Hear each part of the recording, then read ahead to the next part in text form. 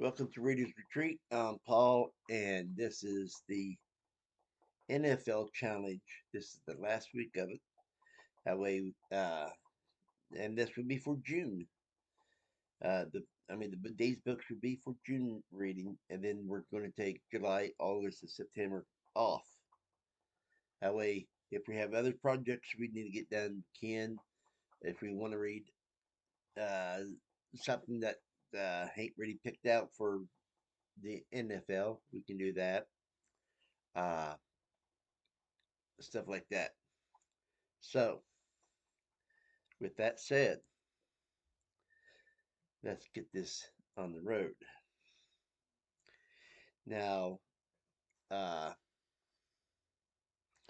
on Thursday night, I'm going to be going for the big. And by the way, the ones I pick has to win for me to read the books. Uh, so on Thursday night, the Bengals is playing, and I'm choosing the Bengals. And if they win, I get Ezekiel Boone, the Mansion. And believe it or not, I have never read nothing from Ezekiel Boone yet. I got another book of his, but it's like a second, and I need the one before that first. And everybody told me I need to get the Hatching before I read the book I have. So I'm looking for. There will be during the Hatching season. So what this is when Billy Stafford and his wife moved into a remote high tech mansion designed with every comfort in mind. He thinks it will be the perfect chance to work on their marriage and to restart his career. A brilliant computer engineer, fallen on hard times, Billy's been hired by his former business partner to test out Natalie, a next generation artificial intelligence hardwired into the house. As Billy, all Billy has to do is fix a few bugs in the system that should be easy enough. But as winter settles in and Billy and his wife are left alone in the woods, a dark reality begins to dawn on them. Nellie has something much worse wrong with her than a few glitches. In fact, Nellie refused with the malevolent history of the mansion, infused with the malevolent history of the mansion, and her own creator's sins as has turned into a killing machine. The only way to escape is to give her what she wants. So it's the mansion. Okay. The second team I'm going to go for, believe it or not, is the Cowboys.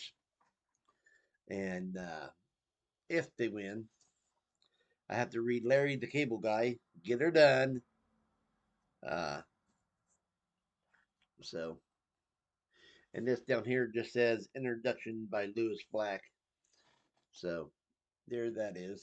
I'm I'm sorry I'm going doing this fast and stuff. I'm just, as you can tell, I'm not feeling well. Larry the Cable Guy is one of our country's most important intellectuals. Tells jokes. His fans have been his fans have been clamoring for his comic genius to write a book. Okay, in all fairness, nobody has really ever asked me to write a book exactly. However, I have had several requests to shower more. As long as as long at last we are presented with his intensely moving story. So instead there's a funny collection of total lies. Get Her Done delves deeply into Larry's life and work. Is joke for a fart jokes and straight talk about America. So it's it's supposed to be more of a joke thing. It does look like a book though.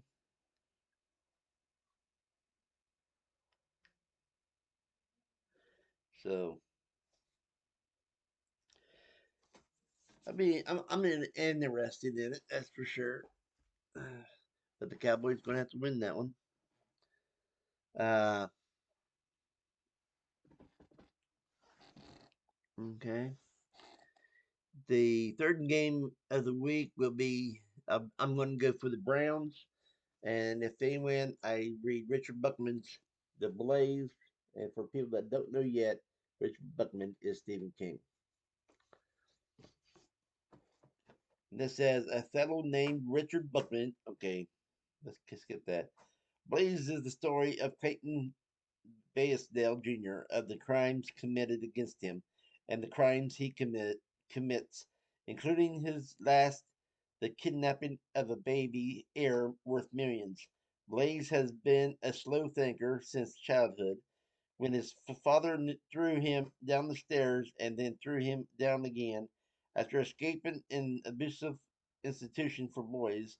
When he was a teenager, Blaze hooks up with George, a seasonal cannibal who thinks he has all the answers. But when George is killed and Blaze, though haunted by his partner, is on his own, he becomes one of the most sympathetic criminals in all of literature. So it sounds good. I've heard good and bad things about that.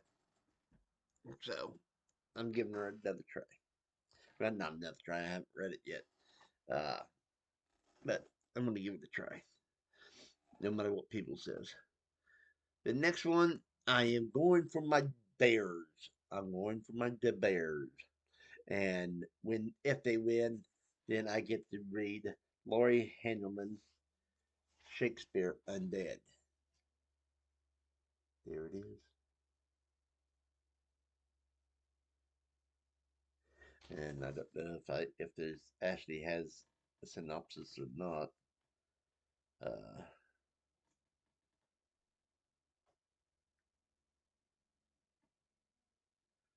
uh, it says something wicked this week comes, and it keeps coming and coming and coming. Because William Shakespeare was one of history's greatest writers, a master of words with a body of work that is truly impressive. Some may say a little too impressive for a single man to accomplish in one lifetime. Perhaps, as many have speculated, he had assistants, or perhaps the explanation is more unusual.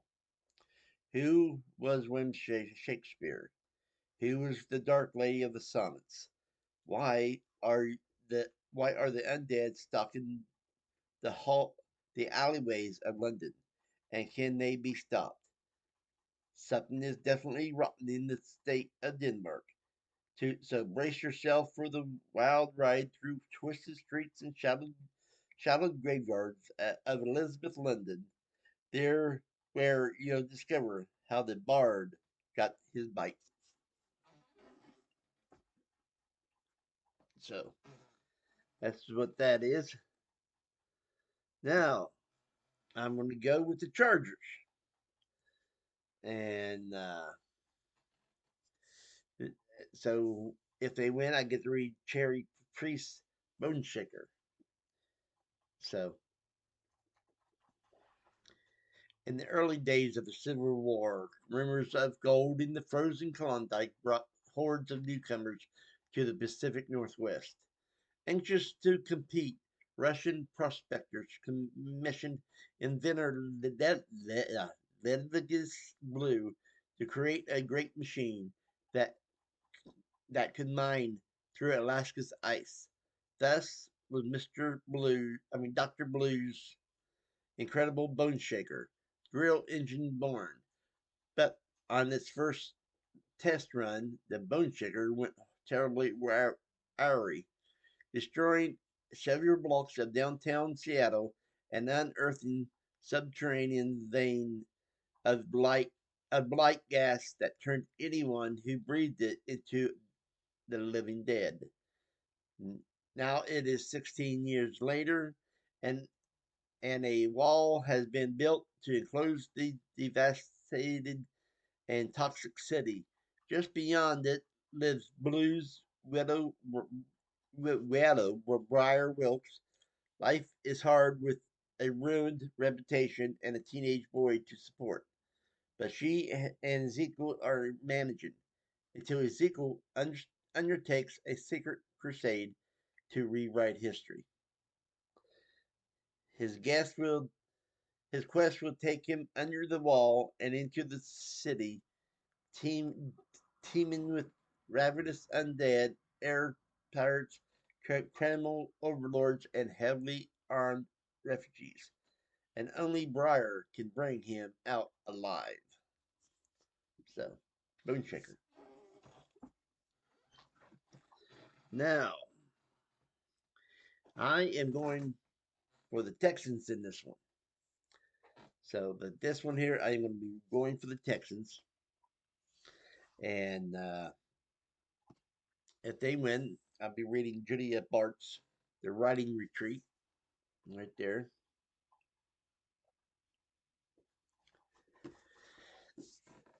Uh, Alex has all but given up on her dreams of becoming a published author when she receives a once in a lifetime opportunity. Attend an exclusive month long writing retreat at the estate of the feminist horror writer Rosa Vallo.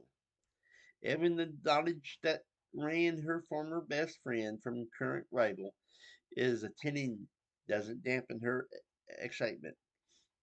But when the attendees arrive, Rosa drops a bombshell. They must all complete an entire novel from scratch during the next month, and the author of the best one will receive a life changing seven figure publishing deal, determined to win this insanely impossible contest. So that's what that is. Thing is, everything goes wrong, and that's what makes it good. And I am going for the Titans. They're playing a team that I don't know, but I'm going for the Titans anyway. And if they win, I get to uh, read James Aldward, Prayer for the Dead, and it's a mystery. And Detective Inspector Tony McLean is on the case when the search for a missing journalist uncovers the scene of a carefully staged murder in a sealed chamber deep in the heart of Gil- Gil- Gilberton Cove, mysterious network of caves and passages crawling beneath Edinburgh. The body is discovered in a macabre ritual, but McLean knew the dead man and can't shake off the suspicion that there is far more to this case than meets the eye. For one thing, the baffling lack of forensics at the crime scene seems impossible, but that's just the first in a series of revelations about this case that seems beyond belief. Teamed with the most unlikely and unwelcome of allies, McLean must track down a killer, driving by the darkest compulsions, and who answers only to a higher power, until it's his own blood on the altar in this gripping procedural that displays the hallmarks of Val McDermott and Ian Rankin. Anyway, prayer for the dead.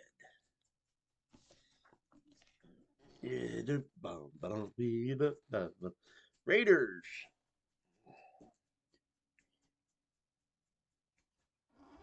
Let's see. Yep. Raiders. I haven't picked it. This one here hasn't been in any of these. So I am kind of wondering about it myself. But this is from Amy Bloom or Amy Plum. And if the Raiders win, I'm going to be reading Dreamfall. Yep, Dreamfall.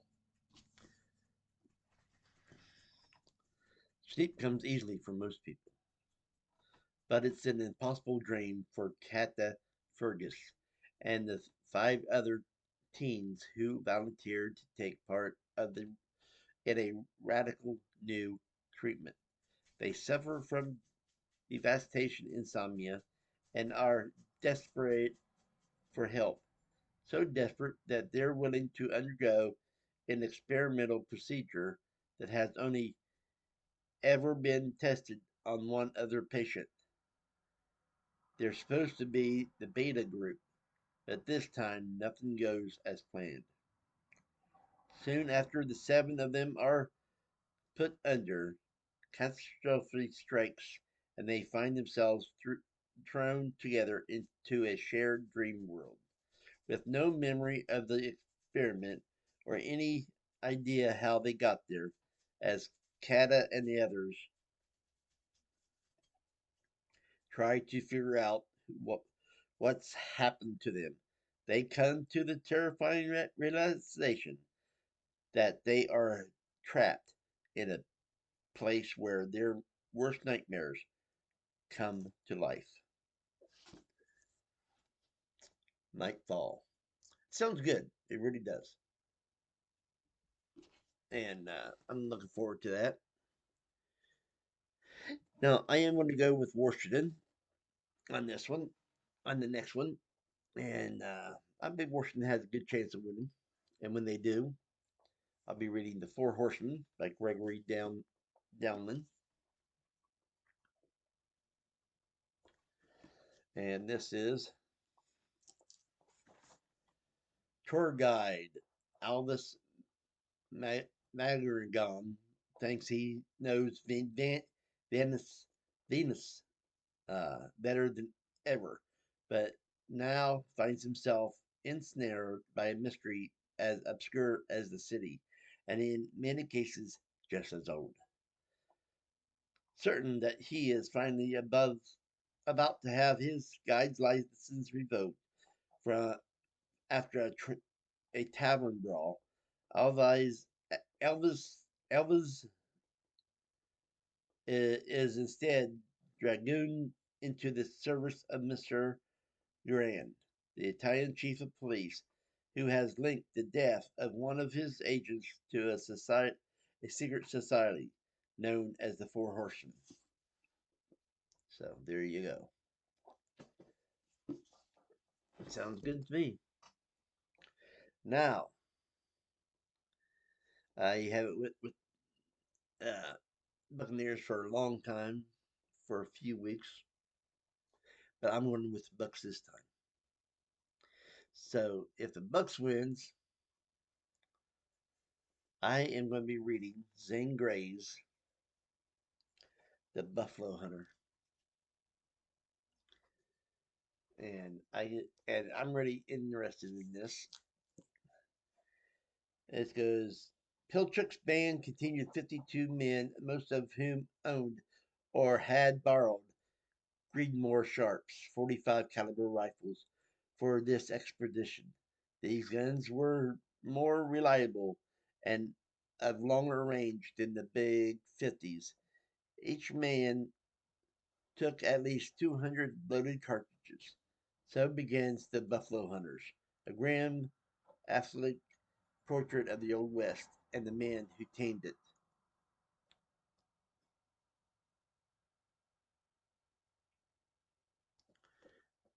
And it goes,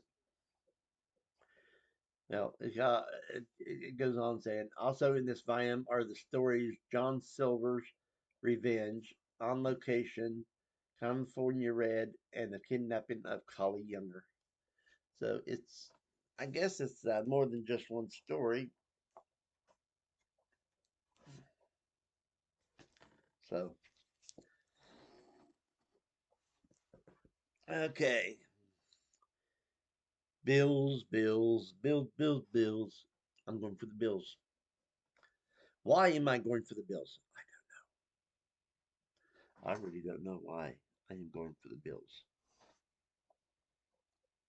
They lost terrible to Broncos last night, and that's bullcrap.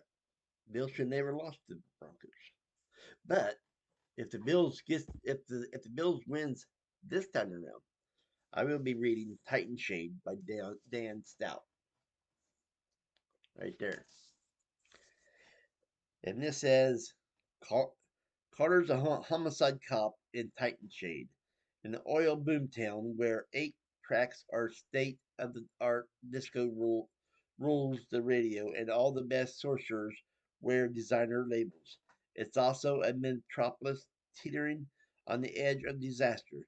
As its oil reserves run dry, the city's future hangs on a possible investment from the reclusive amphibians known as squibs.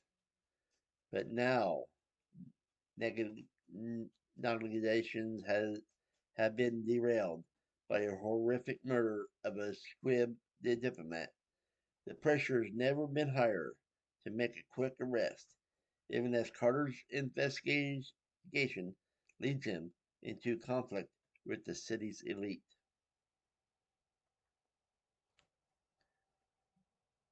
Undetermined by corrupt co workers and falsified evidence, and with the suspect list that includes power hungry politicians, oil mag-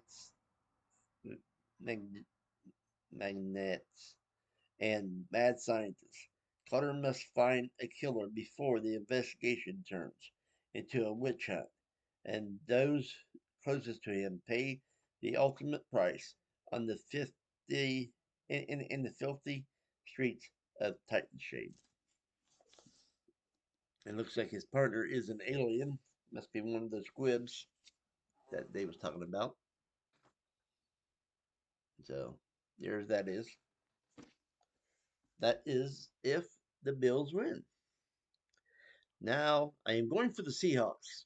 Yes, I know. I went for Washington against the Seahawks this past week, and Washington lost. But the thing is, that was a hard game for me to choose because I've been back in Washington and the Seahawks this year. So I'm going back to the Seahawks also. And if they win, I'll be reading Dean Coots' Innocence. And I can't wait to see what this is. He lives in solitude beneath the city in exile from society, which will destroy him if he is ever seen. She dwells in seclusion, a fugitive from enemies who will do her harm if she is ever found. But the bond between them runs deeper than the tragedies that have scarred their lives, something more than chance, and nothing less than destiny has brought them together in a world whose hour of reckoning is fast approaching. So that's what it says about that. But it but it looks good. I love the cover. That's a beautiful cover. It's a cold ass cover because it makes me freeze every time I look at it, but it is supposed to be going on in the wintertime. So in a way, I guess you can say this is might be a play on Beauty and the Beast, the way it just read, and we'll see how that goes. Now that's if the Seahawks wins. Now the Vikings is playing Sunday night, and that's who I'm going to go with. I'm going to go with the Vikings. The other team, I don't like. Who is the other team? Green Bay. So no, I don't want Green Bay this time. I want the Vikings. Vikings has been doing awesome though. There's people that can't stand them, but they are doing halfway decent. And if they win, John Dunning, I will read, and it's called Book to Die, and it says a mystery introducing Cliff Janeway. So this is a cozy mystery, people, and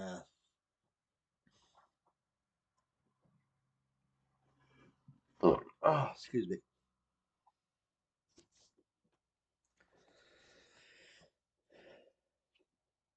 Denver cop Cliff Janeway probably knows as much about books as he does about homicide.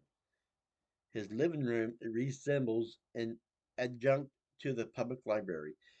He's aware that a first edition of a Stephen King can bring as much as a first edition of Mark Twain, and that a copy of Raymond Chandler's Lady in the Lake is worth close to $1 million. No, sorry, $1,000. And he realizes that, contrary to common belief, older doesn't necessarily mean more valuable. He also knows that valuable volumes can be hidden in plain view among other wise, ordinary book collections. It's not easy to find such books, but some people seem to have an extraordinary, almost superhuman talent for homing in on the treasures. Such a man was book scout Bobby Westfall. Bobby never made a bundle, but he's once earned $900 in a single week, in a single weekend, and had genuinely spotted enough that valuable books to keep himself and his much beloved cats fed and housed. Now Bobby is dead, murdered at the witching hour on Friday the 13th. His body dumped under a ladder in a dark alley. It's not a good end for a superstitious man. Janeway is sure he knows who did it. Flashy businessman Jackie Newton, who is known to have a pathological hatred for drifters. He's suspected of a string of killings in New Jersey and California, but nobody been able to win a conviction. Janeway came close, but then the star witness got scared. Janeway hopes he'll have another chance at a man whose destruction has become his personal goal. So there you go. It sounds like a very cozy mystery, something that you might want to sit down in your favorite chair and have a blanket on you, have you a hot toddy maybe, uh, or cocoa, or you know, and maybe even rum and eggnog or something like that, and sit down and enjoy the book. And yes, all those drinks is mainly for the winter, and I'll be reading this in June if Vikings win. Okay, the Monday night match is it's going to be a hell of a match though. It's the Eagles against what's their names? Ah, Kansas City Chiefs. I almost forgot their names. Don't blame me. I almost forgot their names. But I'm going with the Eagles. I can't stand Chiefs. I used to like the Chiefs instead, but I can't stand their quarterback. I think he's a puppet's ass, and that's my own opinion, and I'm allowed to have one. But this is if the when if the Eagles win, Simon R. Green tells from the night side. Now this looks good. Look at that. It is a nice cover. Okay, welcome to the Nightshade. It's the secret heart of London, beating to its own rhythm, pumping lifeblood through the veins of streets and alleys, hidden in eternal darkness, where creatures of the night congregate, and where the sun is afraid to shine. It's a place to go if you've looked to indulge the darker side of your nature and to tell the consequences. Tales from the Night Side presents 10 macabre mysteries that shines a dim beam into the neighborhood's darkest corners to reveal things that should never come to light. Take a walk with such deadly and dangerous denizens of the night side as Razor, Eddie, Dead Boy, and Larry Oblivion, as they encounter things even more inhuman and inhumane than they are. And join John Taylor, the PI, with a knack for finding lost things, as he confronts Sir Francis Varney, King of the Vampires, in the novella length adventure. There may be there may be nothing to be afraid of in the dark, but there's plenty to be afraid of in the night side. Ta-da! That sounds awesome. And as you can tell, there's a couple books that's in this pile that is has short stories in them, and so I am kind of in can't wait. I've heard a lot about Simon Green.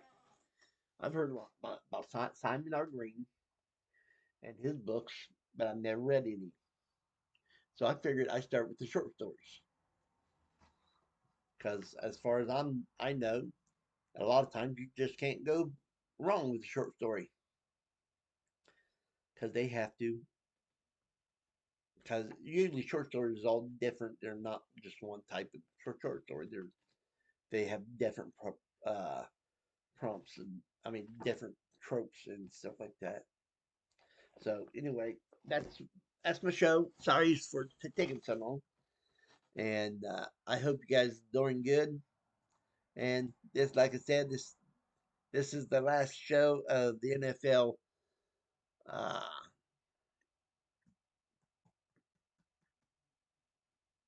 oh,